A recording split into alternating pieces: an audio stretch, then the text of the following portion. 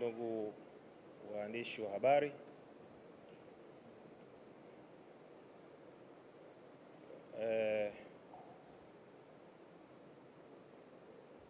tumie kwanza nafasi hii kumshukuru Mwenyezi Mungu kwa kuweza kutuwezesha kuwa na afya njema, kuwa na uhai, kwa sababu hiyo ndio zawadi pekee ya kwanza ya mwanadamu ambayo Mungu amempatia. Kwa wale ndugu zetu Waislamu, assalamu alaikum wa rahmatullahi ta'ala wa barakatuh. Alhamdulillahi rabbil alamin wassalatu wassalam ala ashrafi anbiya'i wal mursalin. Bwana Yesu asifiwe, tumsifu Yesu Kristo. Mungu wa mbinguni awabariki wote. Jina langu naitwa Prophet IPM, Senior Prophet wa huduma ya Embassy of God for All Nations iliyopo jijini Dar es Salaam, Mbezi Beach, Mbuyuni. Ninatumika hapa kama Senior Prophet wa huduma hii nikisaidiana na Prophetess Lilian ambaye ni mke wangu kipenzi na wachungaji wasaidizi katika huduma hii. Ninawashukuru sana ndugu waandishi wa habari kwa kuweza kunitii na kunipa nafasi ya upekee.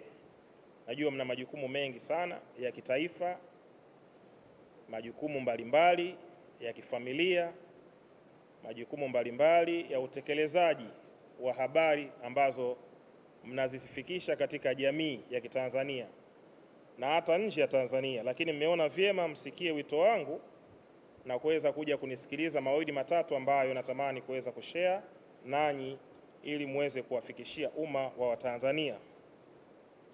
Kama mnavyofahamu, huwa nina message fupi sana ninapokuja mbele ya habari au mbele ya waandishi wa habari. Inakuwa na message fupi sana. Tarehe 19 tuliwatangazia juu ya habari, na leo pia Mungu ametupa neema, tumekutana hapa leo kwa ajili ya kuweza kuwatangazia pia habari njema. Nina habari njema kwa wanaume wote katika taifa letu la Tanzania, na habari hii ni kuwakusanya wanaume wote ambao wananifuatilia katika mitandao mbalimbali ya kijamii na katika taifa hili, kuweza kuzungumza nao tarehe 28 mwezi huu wa 6 2025, na masuala muhimu ambayo natamani kuzungumza na wanaume ni kutokana na majukumu alionayo mwanaume. Kama mnavyofahamu, nimekuwa nikizungumza mambo mengi sana katika social media dhidi ya utafutaji wa mwanaume, dhidi ya mapambano kwa mwanaume, yale anayoyapitia mwanaume. Bila Mungu hatuwezi. Na mimi ni mtu wa matokeo. Napenda sana matokeo. Na kwa sababu napenda matokeo, yako maneno ambayo yalikuwa yanazungumzwa, wanaume wagumu, kumwamini Mungu, wanaume wabishi, hawataki kwenda kanisani, wanaume wabishi, hawataki kwenda misikitini. Lakini ukweli ni kwamba wanaume wanampenda sana Mungu. Na tukiangalia historia ya mwanzo toka Mwenyezi Mungu alipoiumba hii dunia,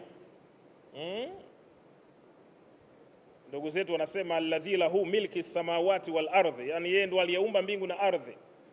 Mwenyezi Mungu alianza kumuumba mwanaume katika hii dunia, akamuweka. Then baadaye akafatia mwanamke, naye akawekwa ndani ya bustani ya Eden. Lakini tunaona mwanaume ndo ametangulia kuwekwa katika ardhi hii ya Mwenyezi Mungu. Na Mwenyezi Mungu akampa bustani ya Eden, akamwambia mambo haya makuu mawili: ilime na kuitunza. Kwa mwanaume ana majukumu makubwa sana duniani mawili. La kwanza, jukumu la kwanza kutunza bustani, la pili ailime. Kwa hiyo wanaume wengi sana katika jamii yetu ya Kitanzania wamekuwa wakipambana kuhakikisha kwamba wanaweza kuzitimiza ndoto zao lakini imekuwa vigumu sana kutokana na changamoto za kimaisha, lakini pia kutokana na changamoto za baadhi ya maneno yasiyokuwa na ukweli kwa baadhi ya viongozi wenzetu wa dini waliopelekea kuziua imani zao, na mtu kusema bwana, mimi kama mambo yenyewe ndo haya, basi mimi bora tu nisisali kabisa. Lakini tunatambua ya kwamba Mungu ndio kimbilio la wanadamu wote. Uwe jambazi, ukifa utahitaji kwenda kwa Mungu. Uwe mtakatifu utamhitaji Mungu, usipokuwa mtakatifu utamhitaji Mwenyezi Mungu. Hakuna namna yoyote mwanaume anaweza kumkimbia Mwenyezi Mungu. Na kwa kulitambua hili sasa, ndio maana nimekuwa na hii kongamano la tarehe 28 mwezi huu wa 6 la wanaume, kuhakikisha kwamba mwanaume anarudi katika level yake katika uchumi. Nafahamu ya kwamba tunaongoza kwenye dunia ambayo wako watu wanaoamini ushirikina na wako wale wanaomwamini Mwenyezi Mungu. Lakini namshukuru Mwenyezi Mungu, vitabu vyote vimekataa ushirikina. Wal Qur'anil Hakim ala suratul mustaqim tanzil al-azizur rahim, nayo inakataa ushirikina. Kwenye una sura moja inaitwa lam yakuni alladhina kafaru min ahlil kitabu wal mushrikina munfaqina hatta ta'tiyahumul bayina. Kule mbele nasema innal ladhina kafaru min ahlil kitabu wal mushrikina fi nari jahannam khalidina fiha abada. Inakataza mambo ya ushirikina.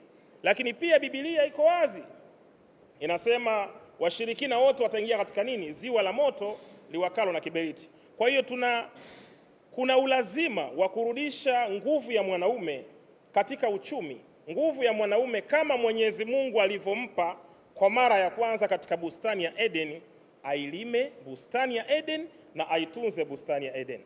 Kwa kulitambua hili sasa, ziko changamoto nyingi sana kwa wanaume wanazozipitia. Changamoto ya kwanza ya mwanaume sio gari, changamoto ya kwanza ya mwanaume sio nyumba, changamoto ya kwanza ya mwanaume sio mtoto, changamoto ya kwanza ya mwanaume ni uchumi.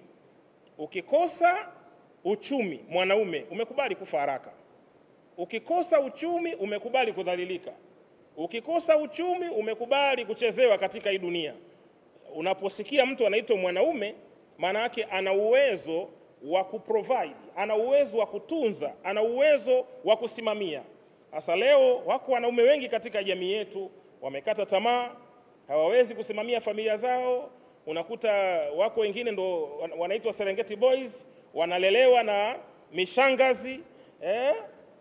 Mtu anaishi mjini kwa kulelewa na mama mtu mzima, unafanya mahusiano na mama ambaye umri wake ni kama mama yako, na uogopi, unamvaa tu liwalo na liwe. Kwa hiyo katika kongamano hili ambalo nimeliandaa, ndugu waandishi wa habari na Watanzania wote mnaonifuatilia na wale msiokuwa wa Tanzania, kwa kuwa IPM hafuatiliwi tu na watu walioko Tanzania, bali nafuatiliwa na watu katika nchi mbalimbali, katika maeneo mbalimbali. Ningewaomba na kuwaasa kwamba tuhudhurie katika kongamano hili kubwa litakalofanyika Dar es Salaam, Tegeta, Mbuyuni, katika ukumbi huu wa Embassy of God for All Nation. Naamini kabisa kwa uwezo wa Mwenyezi Mungu aliyeumba mbingu na ardhi, tukimuomba basi uchumi wa mwanaume utarejea na ile heshima mwanaume aliyoipoteza itarejea. Kwa hiyo Mungu wa mbinguni awabariki sana, na abariki taifa letu, na abariki pia viongozi wetu, katika jina la Yesu Kristo Mwokozi wetu. Amen. Yangu alikuwa ni hayo tu, asanteni. ST Bongo, nyumbani kwanza.